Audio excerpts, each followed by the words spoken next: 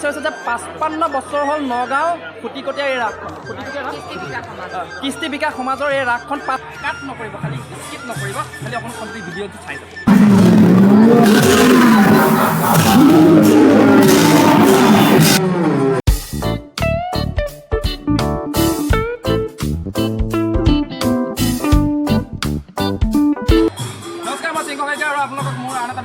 স্বাগতম জনাইছোঁ আৰু মই বৰ্তমান উপস্থিত আছোঁ নগাঁও খুটিকটীয়া এখন ৰাসৰ ৰিহাৰ্চলত আৰু আপোনালোকক সকলোখিনি দৃশ্যাংশ দেখুৱাই যাম। আপোনালোকে সকলোখিনি ভিডিঅ' একে শেষলৈকে চাব, কাট নকৰিব, খালি স্কিপ নকৰিব, খালি অকণ কমপ্লিট ভিডিঅ'টো চাই যাব।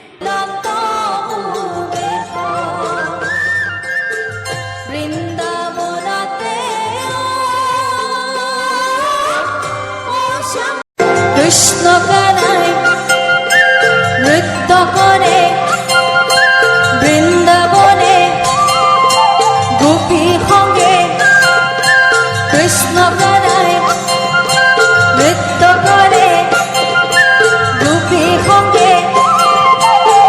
আৰু সঁচাকৈ ভাল লাগিল, আপোনালোকক সমগ্ৰ পৰিৱেশখিনি আপোনালোকক দেখুৱাই আছোঁ। আৰু মোৰ লগত বৰ্তমান উপস্থিত আছে ৰাসখনৰ পৰিচালক আৰু বায়ক, তেওঁৰ নামটো উপেন বৰা। নমস্কাৰ, মোৰ নাম উপেন বৰা। আৰু বাইদেউ আছে উপেন বৰা ডাঙৰীয়া আছে আৰু কেউটি কলিতা ডাঙৰীয়া আছে। আৰু আমি সকলোখিনি আমি জানিব বিচাৰোঁ যে ৰাস কেতিয়ালৈ? ৰাস অহা নৱেম্বৰৰ 7 তাৰিখে হ'ব। 7, 8, 9 তিনিদিনকৈ ৰাস অনুষ্ঠিত হ'ব। আমাৰ বৃহত্তৰ খুটিকটীয়া অঞ্চল সাৰ্বজনীন ৰাসৰ নিচিনাই কেইবাখনো গাঁও মিলি পেলাই আমি ৰাসখন পাতোঁ।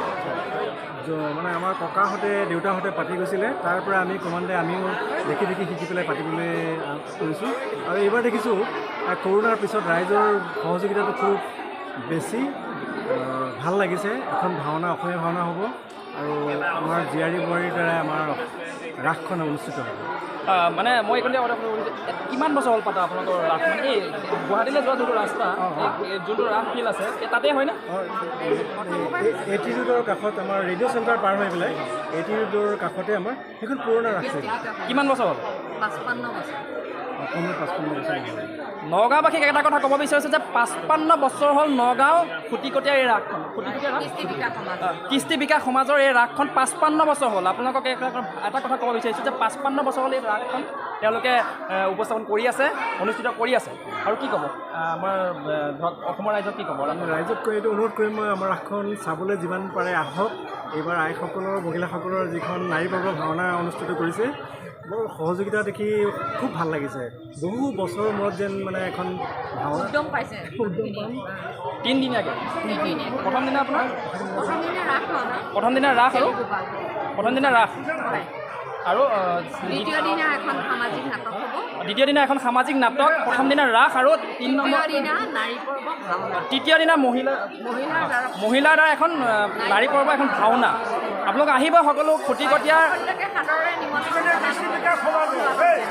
আপোনালোকে আহিব। আপোনালোকে গুৱাহাটী যোৱা ৰাস্তাটোত খালি মৰিগাঁও চিণ্ডিকেটৰ পৰা গুৱাহাটী যোৱা ৰাস্তাটোত আপোনালোকে খালে MRF ডিলাৰটো পাৰ হ'লে আপোনালোকে খালি দেখা পাব যে এখন খুটিকটীয়া ৰাস। আৰু তাৰিখটো আকৌ এবাৰ কৈ দিব। 7 তাৰিখ 7 নৱেম্বৰ 7, 8, 9 তিনিদিন 7, 8 আৰু 9 তাৰিখে নৱেম্বৰ।